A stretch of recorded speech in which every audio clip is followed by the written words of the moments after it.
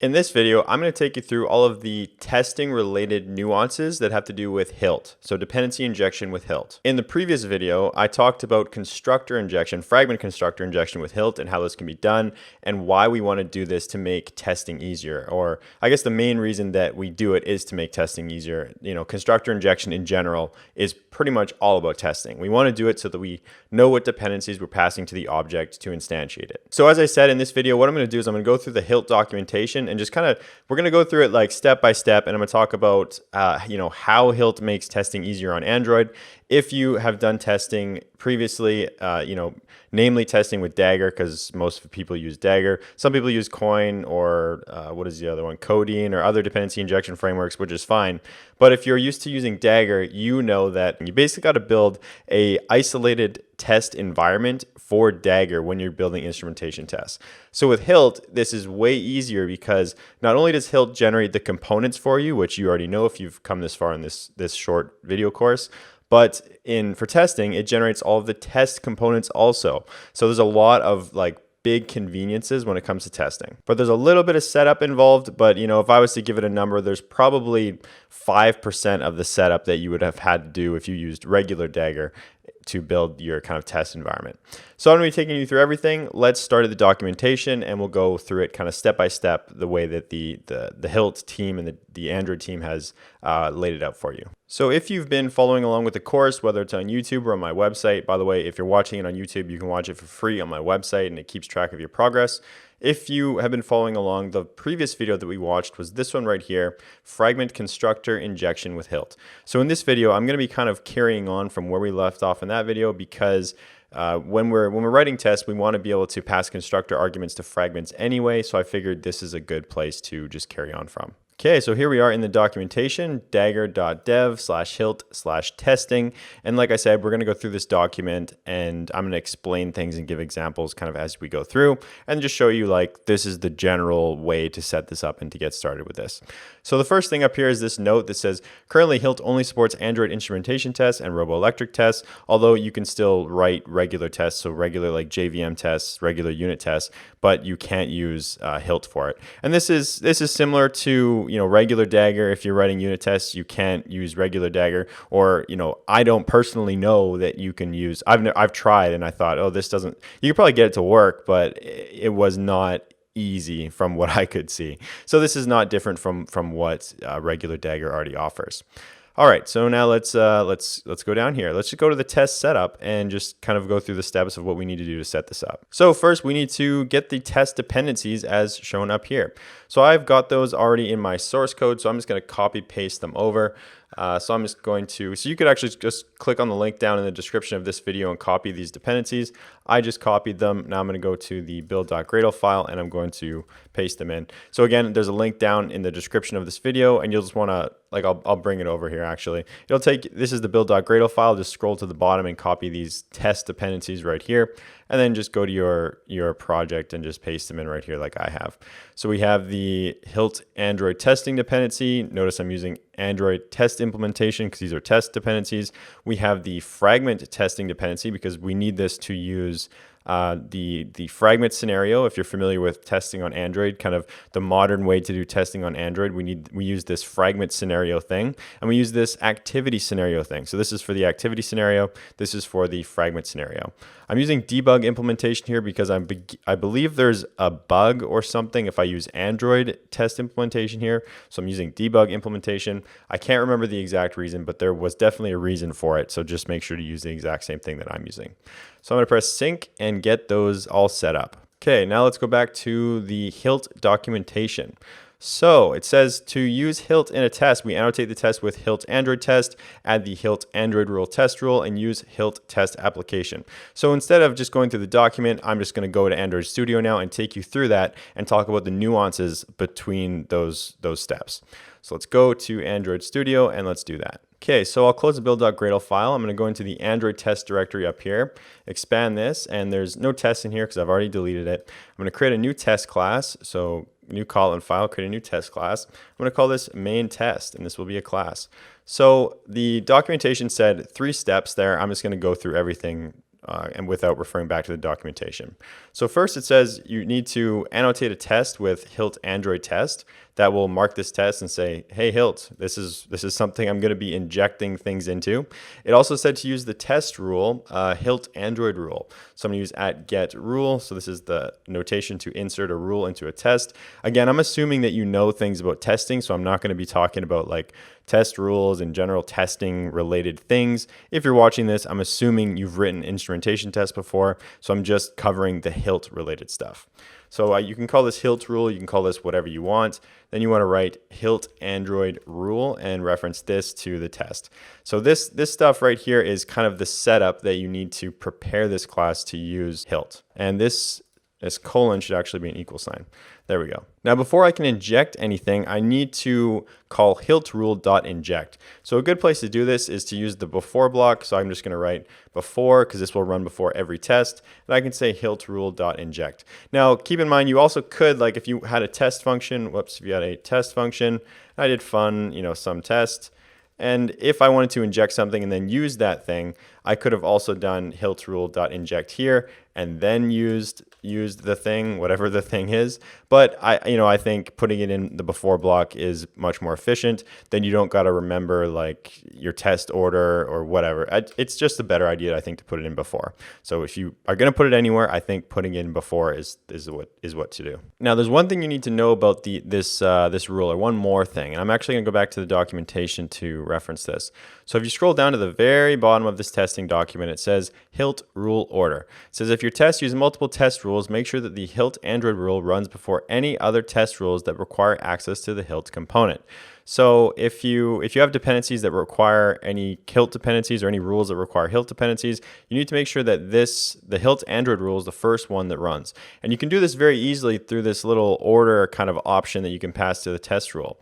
You can also use something. You can also use a rule chain to specify this. So let's go back, and I want to tell you another kind of caveat. So I could specify the order here, say order equals 0, and then imagine I had some other rule. So I'll just do @getRule, and I'll say var some rule. Of course, I didn't create this class. I'm just imagining that I have some rule here, and somehow it depends on something that Hilt has. So I could do order equals 1. Now you're probably trying to follow along and noticing that your order option is not available to you. The reason it's not available is because it's only available in JUnit 4.13. So you need to, right now you probably have 4.12 inside of your test implementation and Android test implementation. So you need to change this to 4.13. This is a new version of JUnit 4, I guess. Yeah, a new version of JUnit 4 that has been released, and it's got this new feature. So make sure to add that, and then that will give you the option to pass an order to the rules so that they get executed in that order, and then everything will be fine. So I'm going to delete this, and we can get rid of the order because that is not needed. It's the only rule that we have. And we are ready to move on to the next step. So if you go to the documentation, and we're going to go up to the very top again, and look at number 3. So it says use Hilt test application for your Android application class. So just like with the production code, it generates the test component and all that kind of stuff. It will also generate a Hilt test application along with the test components. So we need to tell Hilt how to use that test application. And just like you would do with Dagger, we need a custom test runner for that. So just to kind of show you that we need that test application, I could try running this right now. So if I just right click and go to run, try running this test, it will give me an error and it will say, hey, did you remember to set up your application? Oh, it's actually giving me a different error. So this is actually a weird error that I ran into that I wanted to also share with you. So if you get this error, com Google code find bugs JSR blah blah blah blah blah blah blah. I don't even actually know what this means. I think it's like some kind of a bug, but it's a relatively easy fix. So all you need to do is go into your build.gradle file and you need to add something here. So write configurations.all, open this up, and then write resolution strategy. Oh, it should be a capital S, strategy dot force equals com.google.code.find bugs, and then colon JSR 305 3.3.0 0. Oh, this should not be an equal sign. There we go. So sync that. Now we can go to our test. So go into main test and delete this inject because we obviously don't want to inject something twice. Now run this test and we should see the correct error, which should say something like, hey, we need an application. So there's the error. It says Hilt test cannot use Hilt Android app. Application can't be found, or the application class is basically wrong. So it says to use a custom one, or we need to specify the one that has been generated for us. So like I said, Hilt will create this test application for us. We just need to tell it how to use it. And we're going to build a custom test runner for that. If you've built instrumentation tests using Dagger, this is something you have to do. And so you have to do it with Hilt also. So right click on the testing package directory here and create a new Kotlin file. I'll just call it, my test runner. And this will look like this. So it'll be class, my test runner, extend Android JUnit runner. We need to initialize that, open this up. I want to insert the new application method, the new application function. And for the second parameter here, the class name parameter, I want to get the Hilt test application class. So class.java and then name. That tells the test runner when it runs the test which application to use. So it's basically saying don't use the regular application, which is this wherever that is, the my application class. Don't use that. It's saying use this one that Hilt has generated for us. So what we want to do now is we want to go to our build.gradle file and we want to tell it to use that test runner. And we can specify that right here. So I'm just going to grab the package that I created it in, Calm Coding with Mitch, Dagger Hilt Playground, and I can just paste that package name in here and do my test runner. And now Hilt knows which application class to use for the tests. So now if I go back to the main test and I run this, we will no longer get any errors and it should run. Even though we're not testing anything, the test will run and it should not give us any errors. And there we go, the test passes even though it's not actually testing anything. So just to summarize kind of what we did here, the first 3 steps, to use Hilt in a test, this will never change. You always have to annotate the test with Hilt Android test. You always have to add the Hilt Android rule and make sure it runs first. Then we need to use the Hilt test application by telling it, or where we need to tell Android Studio where to find that Hilt test application and how to use it in your tests.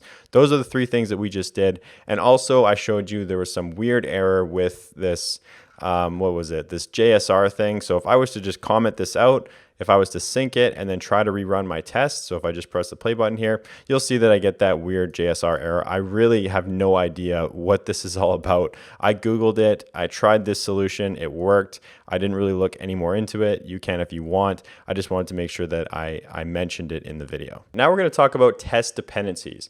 So if you've written tests before, you know that often when you're writing the test, you build test fakes or sometimes test mocks. You kind of have 2 kind of options there. If you build a test fake, you can use a mocking library like mock.io or Mockito or whatever. But if you want to build test fakes, which I'm a big fan of test fakes, you'll need to, if those dependencies in production are provided through modules or through Hilt, you need to build test modules to provide the test fakes. So that's what I'm going to show you how to do here. We're going to assume that there's some dependency that you're using in production, but you can't use that dependency in testing. You need to build a fake for it. So I'm going to show you how to uninstall the module, the kind of production module, I guess you would say, and how to install the testing module with the test fake. All right, so let's assume we have some dependency. So I'll go into our DI package here and go into app module. And let's just assume that for whatever reason, we can't use this string in our test because, for whatever reason we can't. We have to build a test fake for it.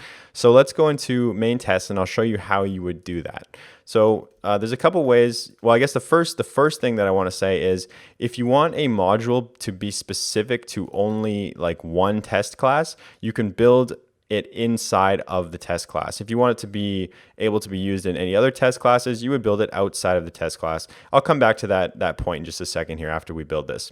So if I wanted to build a test version of that, I could say at module. So I'm just creating a module.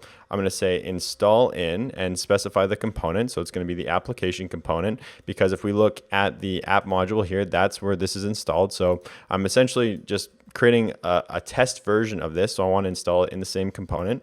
I'll say object, I'll say, app module. I can call it the same thing, or I could call it test app module if I want it to be really clear. It doesn't really matter. I'm going to call it test module because that is the module that I'm replacing.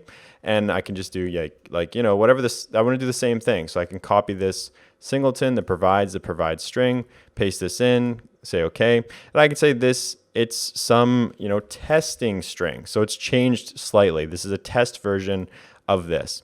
So now the question is, how do I tell Hilt to use this one as opposed to using this one? Because at this point they're identical, other than the string, which is different. So what you can do is actually go up to the class up here, and I can uninstall that module from the component. So I can just annotate this and say uninstall modules, and I can specify the app module. Specify the app module. And of course you want to get the one that is not within the testing class.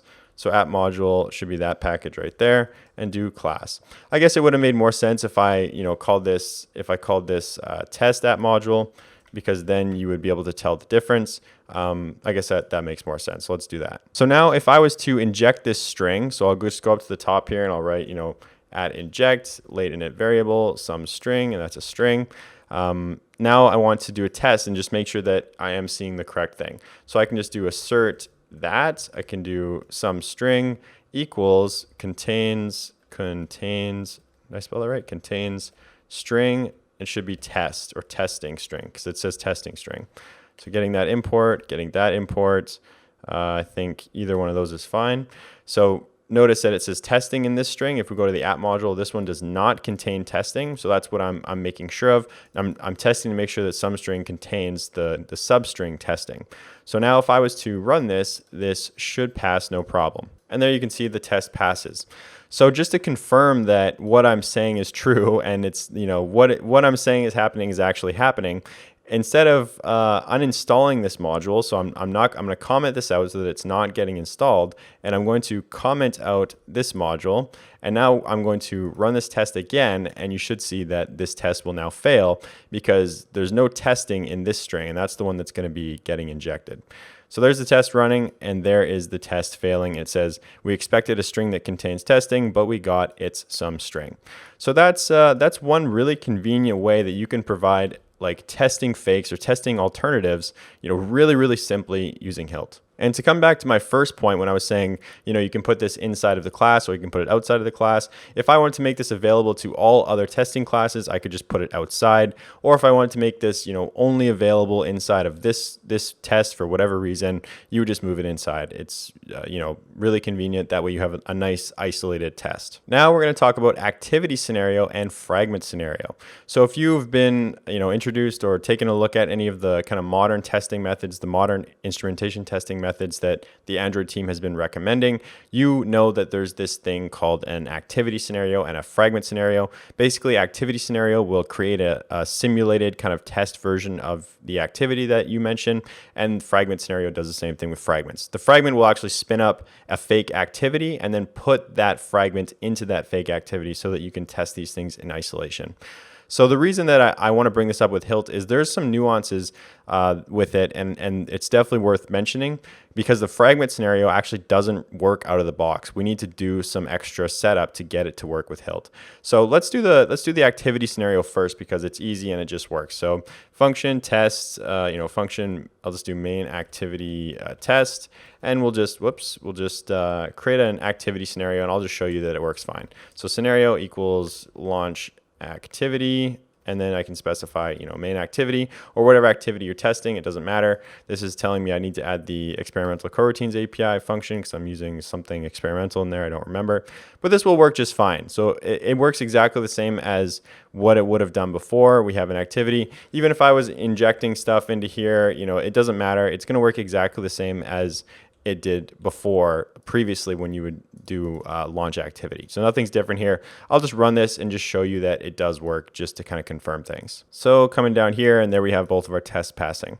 So now we come to fragment scenario. This one does not work out of the box, and I'll explain to you why. So I'll first just do function test. I'll do main fragment test because that's the only fragment that we have here. I'll do value scenario equals launch fragment in container. I'll mention main fragment, and you'll see that this will not play nice. So if we look in main fragment, obviously, well, for one thing, we're doing constructor injection here, and if you are doing Constructor injection, we need to specify a fragment factory. So I'll do factory. I'll inject the factory up here. So at inject, and I'll do late init variable, fragment factory, get our main fragment factory, wherever that is. So we're injecting the factory. This should be totally fine because remember, we have our factory in here somewhere. There's the main fragment factory. It's being injected. This should be no problem. I can inject it, provide it. This theoretically should work fine. And if you were testing previously with Dagger, like without using Hilt, this would work just fine. So let me just run this test and you'll see that it does not work. So we have our main activity test passing, our sum test passing, but main fragment test does not work. And the error message here, it says Hilt fragments must be attached to an Android entry point activity. So the reason this doesn't work is when you do this launch fragment in container function, what it does, as I said, is it launches a simulated activity, or it launches like a fake activity. It's a real activity, but then it puts that fragment, whatever fragment you specify, into that activity. So Hilt, one of the requirements of Hilt is that if any fragment is injected with Android entry point and you are injecting anything into it, the activity that hosts it also must have Android entry point. So if we're using kind of like a quote unquote fake activity and then just putting a fragment into it, obviously that isn't going to work. So we need to solve this problem. So if you go to the Android documentation where Hilt is explained and you go to the Hilt testing guide here, if you go to the very bottom of the page, launch fragment in container. So this little kind of excerpt here is the solution to the problem. So it says it's not possible to use launch fragment in container from the Android X fragment testing library with Hilt because it relies on an activity that is not annotated with Android entry point. And then it says use this launch fragment in Hilt container code from the architecture samples. So Jose, I don't remember how to pronounce his last name. Jose, our man here, Jose, has come up with a solution to this problem. So if you go into, I think it was in Android test, I don't know, it doesn't matter. I'll just show you in my code. But anyway, he came up with this solution. It's somewhere in there. I found it. I'll actually just bring it over on the screen here because this is what we're going to be doing. So his solution is this Kotlin extension function right here. So he created this function, launch fragment in container. What it does is it uses this activity called Hilt test activity, which we are also going to create, and it's annotated with that annotation that we need, and then he puts the fragment into there. So let's do that, and then I'll come back to this and say why he almost had the perfect solution and he forgot kind of one thing, or maybe he left it out intentionally. I don't know, but anyway, let's do that. So I'm going to build a extension class here. So right click on the package directory, Hilt extension, and I'll just paste this in. Now this is going to give us some warnings because this Hilt test activity does not exist. So we need to create this Hilt test activity. So I'm going to right click on source here, create a new directory called debug. So this is only going to be used in debug. There's no need for this test activity in production. Now I'm going to create a Java directory, and then inside the Java directory, I'm going to copy the package structure. So coding with Mitch dot Dagger Hilt playground. Yeah, that should be good. And now inside here, I'm going to create this Hilt test activity. So right click, new file, Hilt test activity. Now I just need to extend this by app compat activity and annotate this with our Android entry point. And of course, this needs to be initialized. So this also needs to get added to the manifest actually. So we need to create a manifest here. So right clicking on debug also, create a new Android resource file. Call this Android manifest.xml. I don't know if there's a manifest option. No, I think just XML. Oh, maybe get rid of the XML there. Android manifest. I'm not sure why it's not letting me create that. So I'm just going to copy the manifest from here, paste it into debug. Sure. There we go. Yes, add. So everything's the same. We don't need the internet permission though, and we just can get rid of like kind of all of these things. So we can just close off the application class here and just have the one activity, which is going to be the test activity or the Hilt test activity. Hilt test activity, I don't need an intent filter. I don't need anything. We also need the exported equals false. I don't remember why, but I have it in my notes, so I'm going to add it. I do not remember why I need that. But anyway, there's our kind of testing manifest. We have our Hilt test activity. it's got the Android entry point. And now if you look at the Hilt extension, that's what that's going to use. So that kind of satisfies the requirement that we need to use like a simulated activity or a fake activity, but it must be annotated with Android entry point. So now let's use this. So let's use launch fragment in Hilt container, and then I'm going to show you why it kind of falls short a little bit. So launch fragment in Hilt container and specify the main fragment. So that was kind of weird. Specify main fragment, and I don't need the factory because it doesn't accept a factory parameter. So we're launching the scenario, we're launching the fragment. Theoretically, everything should work here, but it doesn't. So let's run this and see. Okay, so there's a test running, and we do get a failure again, but we get a different error. So notice the error is unable to instantiate the fragments because it can't find the constructor. So this error is actually because of the factory. There's no fragment factory provided here. Because before we had, launch fragment in container, and we were specifying a fragment factory parameter. Well, here, we can't specify a fragment factory parameter. So that's where his extension function kind of fell a little bit short. So I built an extension function which is almost identical to his. The only difference here is you're passing a fragment factory as input, and then you are using that factory to instantiate the fragment so that it actually knows how to build the fragment if it has constructor arguments. So I'm just copying that. I'm going to go to Hilt extensions, paste that down below. And by the way, this is all in the source code, so you don't bother typing this out. Again, the only difference here is that this uses a fragment factory, and I'm calling activity support fragment manager and setting that factory when that test activity is being built.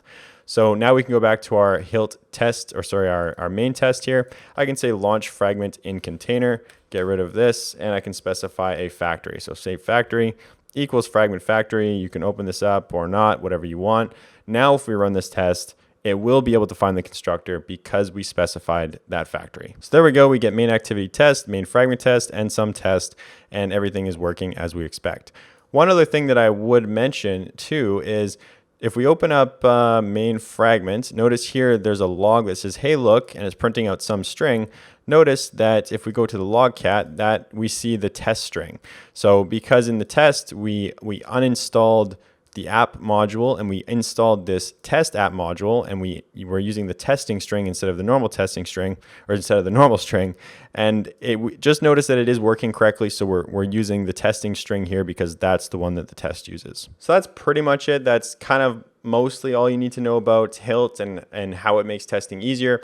There truly is a lot of time savings here. Like if you've ever built instrumentation tests with Dagger and built that like simulated Dagger environment for the instrumentation test, you know that that's a lot of work. You got to build a lot of things. Hilt made this way simpler. There's a lot of things that are generated, a lot of things that work kind of out of the box. I was really surprised that they didn't have a solution for that fragment scenario thing, because that's like the main thing that you test is the fragments in isolation. That was really surprising. But Jose had us all covered there. He built that extension function, which works great, other than you couldn't pass the factory, but 2 lines of code was an easy fix for that too.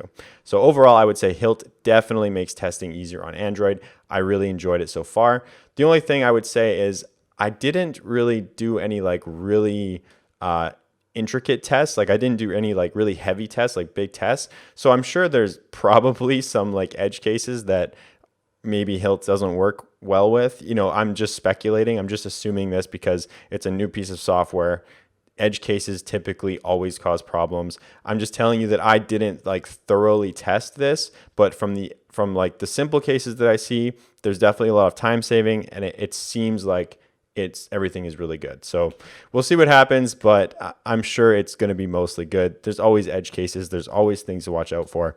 So that's just software development. Now, I think this is probably going to be my last Hilt video. It's probably going to be the last one in the series. I know we didn't cover any like really advanced concepts. Like I didn't show you how to build like a custom component, a custom test application. There's this thing called entry points, which you can use, but I don't know. I mean, to be honest, I'm just kind of bored of Hilt and I want to move on to do something more fun. And I think that it wouldn't be like, these are kind of things that don't come up very often anyway. So if you had to go research them, I think you could do that. No problem. So anyway, what I'm going to be working on next is originally I was going to do Jetpack Compose, and and just kind of play with it and do make maybe a little mini course on it. But I kind of thought about it more and more, and I've been talking to some of my members on Discord, and I think I got a better idea of what I want to do, and I'm much more excited about this idea. So Compose is still in beta, so maybe I think I'm going to wait a while for it to come out of beta and then, use it when it's quote unquote stable, I guess. So instead, what I think I'm going to do is I'm going to rebuild the Powerful Android Apps course with all of the new stuff that is out now, and kind of like how I would build an app today, because it's changed. It's about a year old, and things have changed a lot. If Android development, that's how it goes. So I think I can significantly improve it, and I want to add some really cool features. So clean architecture, obviously MVI. I would use Kotlin flows, which I used Kotlin before, but use flows now. Use cases with clean architecture. So that's going to greatly, really clean things up. Now, the thing that I want to add to it, the thing that's going to make it kind of like that I'm really excited about, is I'm going to do something with sockets. So we're going to use socket.io, and I'll create so that the blog feed will be real time. So if anybody doesn't know what socket.io is, it's basically like an API or a tool that you can use to interact with a database, and it makes the content real time. So it's kind of like you have any kind of a database, like a Postgres database on a server or whatever, and that's not real time, right? Like you can't observe the changes to that database. So something like socket.io, you can hook up to your database and make it real time, basically. So we're going to make the blog feed real time, and probably what I'll do is I'll update openapi.xyz, and I'll add like a commenting functionality on the blogs. So if you click on a blog, you can see like the comments, just like on Instagram or any other website. If there's like content, there's always comments below. So we'll create comments and then make those real time also. So I'm super excited about this. I've wanted to do something with socket.io for like a long time. So I'm really excited to get started with this. Now, if this video series on Hilt helped you, don't forget to go to codingwithmitch.com. Go down to testimonials, and please leave me a testimonial and let me know if it helped you. Hey, even if you got something bad to say, I don't mind. Say something bad. I highly doubt it, because my courses are the best, but I'm just throwing it out there. Go register an account. It's free. Click write a testimonial and write a testimonial. It's that easy. It only takes a few clicks. I would really, really appreciate that from you. I kind of heavily rely on testimonials. Everybody on the internet, if they're ever looking for content, the first thing they look for is testimonials. So I would really appreciate that if you just takes probably 2 minutes, go to the website, go to testimonials, write a short testimonial, and hey, then you'll be registered and you'll be able to get notified when I work on the Powerful Android Apps course, which I know that you're interested in, because sockets are really cool and it's a good skill to know. As always, do not forget to like the video, and I will see you in the next one.